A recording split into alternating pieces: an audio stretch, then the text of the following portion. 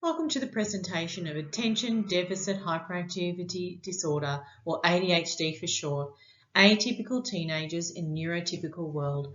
My name's Donna Davidson and I'm a member of the Wellbeing team. I'd like to begin our presentation today by acknowledging and paying my respects to the traditional custodians of the land on which we're gathered today. I'd like to pay my respects to their elders past, present and emerging, and acknowledge all Aboriginal and Torres Strait Islanders here today, also paying my respects to your elders past, present and emerging. In our presentation for today, we'll go over what is ADHD and its relation to neurodiversity, the characteristics of people with ADHD, including their strengths, the neurological differences between those that are neurotypical and those with ADHD, the development of the typical adolescent brain, understanding the challenges of everyday life for those with ADHD, strategies for supporting those with ADHD, including a case example. Neurodiversity in ADHD. People with ADHD are among the group of people described as neurodiverse. Neurodiversity is an umbrella term covering a number of neurodevelopmental conditions. Neurodiversity is a concept that's been around for a while. In a nutshell, it means that brain differences are just that, differences. Those included in this group are those with autism spectrum disorder, dyslexia, so experiencing problems in your ability to learn, mainly in reading and writing, dyspraxia, also known as developmental coordination disorder or DCD, so motor planning issues, dyscalculia, sometimes known as maths dyslexia, dysgraphia, difficulty characterised by challenges with written information in the form of writing, spelling and typing. So all these conditions are described as neurodevelopmental, which means individuals are born with them and they don't go away, although neurodiverse people may get better at coping with their condition. That's a key difference between a neurodiverse condition and a mental health issue. Mental illnesses can fluctuate a great deal and it is possible to recover from them, but neurodiverse differences are lifelong. So according to the Neurodiversity Association, ADHD, it can also be known as ADD, Attention Deficit Disorder. ADHD is a neurological disorder that impacts the parts of the brain that help us to plan, focus on and execute tasks. It's often more difficult to diagnose in girls and adults. There are three types of ADHD: hyperactivity, so always on the move, inattentive, daydreaming, or could be a mixed presentation. So the main characteristics of people with ADHD is that they're good under pressure, fidgety, daydream, might talk rapidly, they're quick thinking, easily distracted, they can multitask and hyper-focus, they have time blindness and difficulty completing projects. People with ADHD also often show high levels of passion, drive, courage, spontaneity, empathy and creative thinking. There are differences between kids with ADHD in their learning and thinking compared to their peers. Those differences appear in how the brain is wired and how it functions to support thinking and learning. These findings can actually explain the source of difficulties for many kids with learning and thinking differences. But the neurodiversity view is that brain differences are normal and kids who have them are as mainstream as those that don't have them. And I guess when we're looking at the diagram there, the statement ADHD is just a different way of thinking describes that. This picture here I found from the movie Inside Out, and I felt it depicted quite well how challenging it is for people with ADHD trying to navigate their way in a neurotypical world. For those of you who don't know the movie Inside Out, it's about a character called Riley, an 11-year-old whose family moves, and she and her emotions have to adjust to moving to a new area, house and school. So trying to stay on track with tasks with a brain that is wired differently from your peers might sometimes feel like a roller coaster ride for people, challenging them to regulate their emotions, keep on task and respond appropriately. This diagram here depicts those with neurodiversity. I wonder if you could guess which brain represents the neurodiverse person and which brain represents the typical person. So it depicts ADHD from a strengths perspective, and as we've learned, this includes those with ADHD. As it says there, neurodiversity can be a workplace strength if we make room for it. So remembering that neurodiversity is a difference. So for kids with learning and thinking differences, the idea of neurodiversity has real benefits. It can help kids and their parents frame their challenges as differences rather than as deficits. It can also shed light on instructional approaches and the way we might think about the types of support that we can provide. At Cranbourne Secondary College, we're not only working with students that have ADHD, but we also have the added challenge of working with adolescents. Adolescents are a unique group of people, and as this is part of the development where their brain is undergoing radical changes, I felt it would be really helpful to learn a bit more about this unique time in life to further support our ability to support those students with both ADHD and they're in their adolescent years. This clip by Dr. Dan Siegel describes some very complex neurological information in plain everyday language. He can put quite complex concepts into terms that make sense.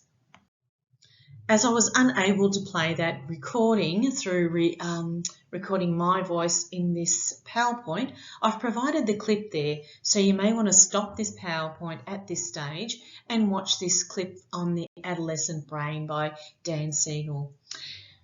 Once you've done that, you might like to return and find out that, as a summary, adolescence is a fundamental part to who we are.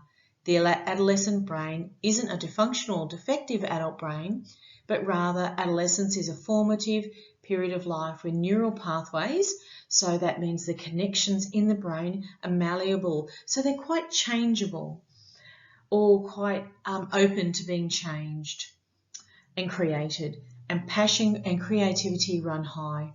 The changes that take place in the brain during this period offer us a lens through which we can begin to see ourselves anew. This is a quote from Sarah Jane Blakemore, and she's the author of Inventing Ourselves, The Secret Life of the Teenage Brain. So questions asked by adolescents at this stage of development are, who am I and where do I belong? So now that you've had a chance to watch that clip by Dr. Dan Siegel and you've returned back to the PowerPoint presentation, I thought I might like to show you this picture or this representation of the adolescent brain or the teenager's brain. I thought it was really interesting to have a look and notice the parts in the brain that we might well identify with. The yin and yang of parents, love for parents, disdain for parents, knowing all the answers to everything, having a super turbo rebellion center, and then having a part that's like, we're the center of the universe. So I think this is a lovely representation to keep in mind that not only are we working with adolescents at this time of their development, but to put on the neurodiversity part of the brain difference as well. So now that we've had a look at the brain or typical adolescent brain, this is a representation of the ADHD brain compared to the neurotypical brain. So what differences do you notice between the two brains? What I can see is the lack of integration or of the ADHD brain compared to the neurotypical brain.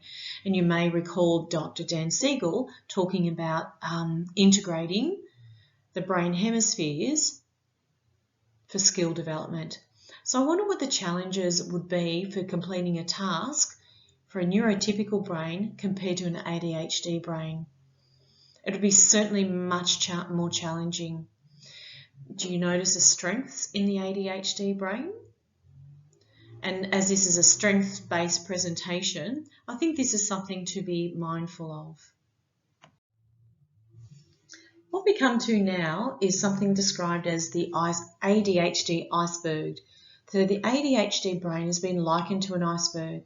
On the surface are the obvious behaviours of hyperactivity, so talking all the time, can't sit still, constantly fidgeting, impulsivity, can't wait their turn, blurts out answers, lacks self-control, and inattention. They disorganise, lose their belongings, forget homework, and you might have to repeat instructions several times. But under the surface lies the not so obvious behaviours, things described as weak executive functioning. So this is the prefrontal part of the brain, the thinking part of the brain. And this could include having a poor memory, poor problem-solving skills, and hard to control emotions.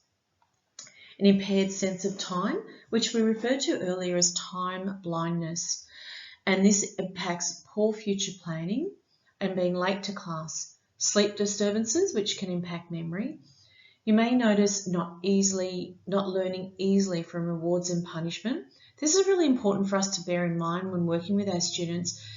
People with neurodiverse brains, ADHD, need immediate rewards. Long-term rewards do not work with this population. Coexisting conditions include anxiety, depression, OCD and ODD, with up to 50% of people with ADHD also having a specific learning disability. Learning difficulties can include slow math calculations, forgetting requests, spelling problems, poor written expressions, and difficulty writing essays.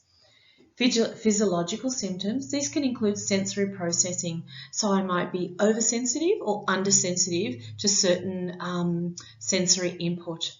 What I found was a really salient point to bear in mind is that there's a 3 to 5 year delay in brain maturation, which means that these people with ADHD, are less responsible and less mature.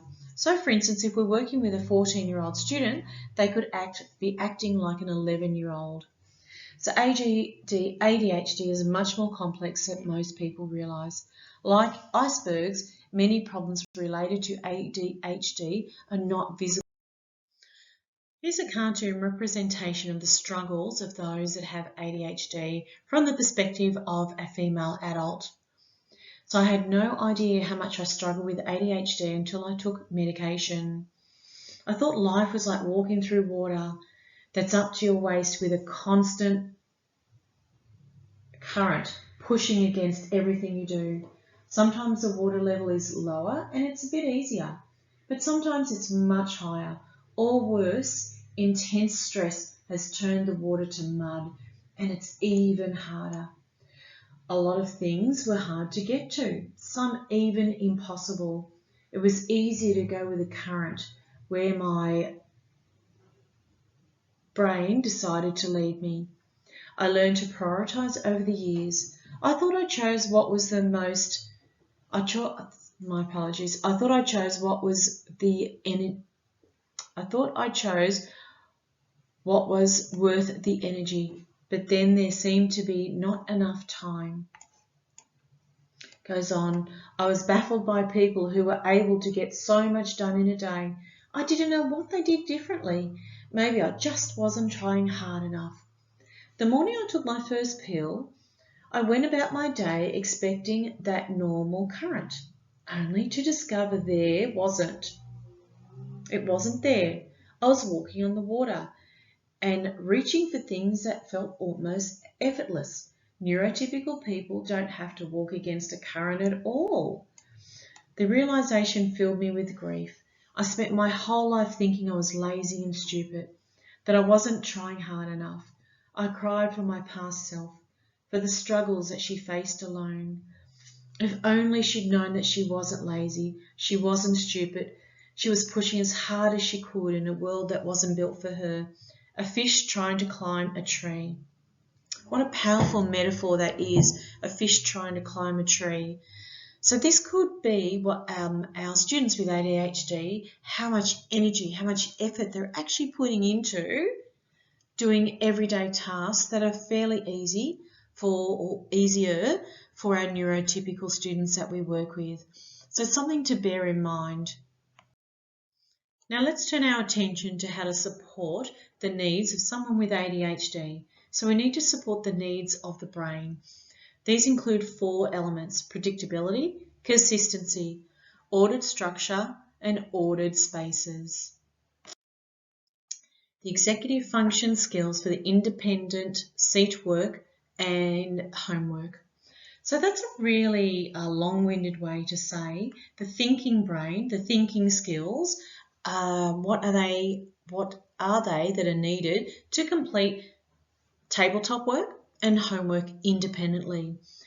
So we need to understand instructions, get started independently, continue working despite distractions, ask for help when needed, stick with it long enough to complete it, correct careless mistakes, finish the work on time, and remember to hand it in on time.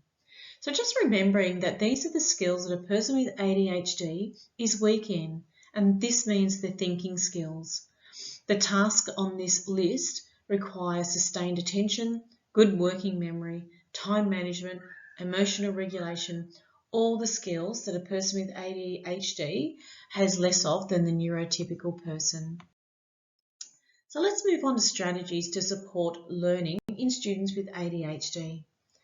So we should address emotional regulation and readiness to learn. This can include movement breaks, fidget toys, organise a workspace, break the task down into achievable steps, provide rewards and praise, remember to encourage and not shame. Make the abstract concept of time concrete and visible. Support planning skills by using reminders and to-do lists. Use calendars for short and long-term planning.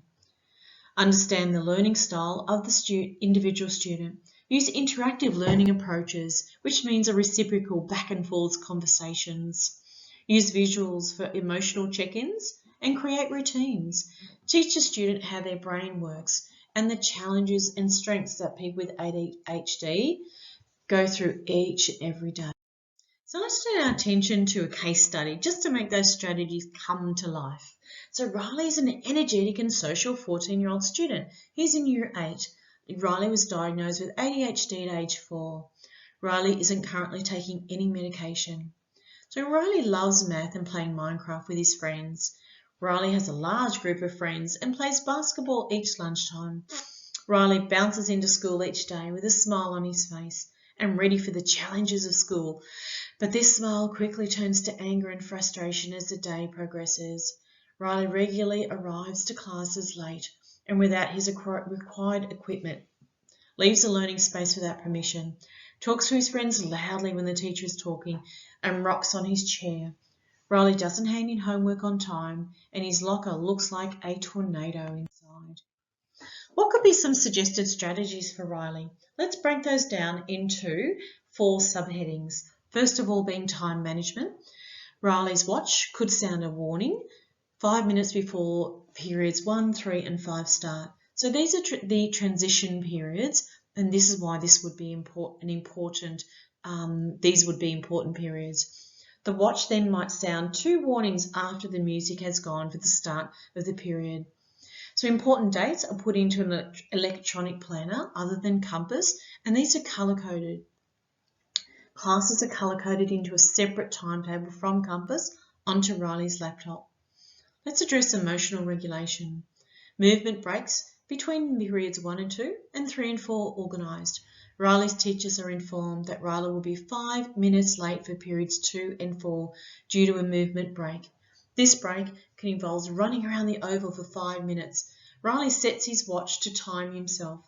So as we know, those with ADHD can get highly distracted. So it's important that Riley sets his watch before he goes off on his structured movement breaks. An emoji board is used to check in as to how Riley is feeling each morning and after a task has been set in the classroom. Riley's aid reflects and validates Riley's frustrations. Large, thick rubber bands are always available for Riley to fidget with. These are important because these would fit into a classroom, and so Riley may not stand out as being different or special. So if Riley becomes distracted, he starts talking too much, starts rocking on his chair. His teachers know how to use a signal to suggest a movement break. Riley takes his break card, sets his watch and runs around the oval for 5 minutes. And it's really important that he sets his watch so he doesn't get distracted by friends that are around. And of course, this is a structured movement break, not just to go outside and hang with his friends. Something else, under motor planning, Riley's given a worksheet that has a classroom task broken down into small steps. So this is the task that the whole class is being given, but an extra support for Riley is that it has been broken down into a visual of small steps. Riley crosses off each step as he achieves it.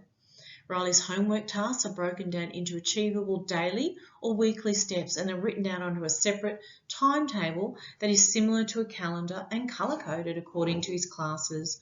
Riley's locker has labels inside it to help him organise to where to place his items. Riley has a written list inside the door of his locker that is colour-coded for each class, outlining the required equipment. Under motivation, which, if we may recall, Riley may need because it's just so much energy. It takes so much more energy for him to complete and navigate his way around the world and tasks. Riley's aid reflects the small achievements that Riley makes as the day goes on. Riley, you brought your required equipment today. You must have been reading and using your list at on the door of your locker. Riley's teachers give credits for performance attained. Riley's teachers validate his frustrations and provide practical suggestions. So if they notice Riley's getting really frustrated in class, they might walk up to him and reflect that and then offer some suggestions. And of course, in an ideal world, all the school staff supporting Riley have attended this presentation and understand the neurodiverse way that Riley's brain processes information. So then they have a really good felt understanding of just how much effort Riley is putting into his work and that he's really trying hard despite it actually might not look like it to those on the outside. So thank you very much for your attention during this presentation today. I'd like to turn your attention to a great resource called Adhd with an Adhd. And it's very, very helpful for information, really practical information for parents, professionals, teachers, all walks of people looking for some extra strategies.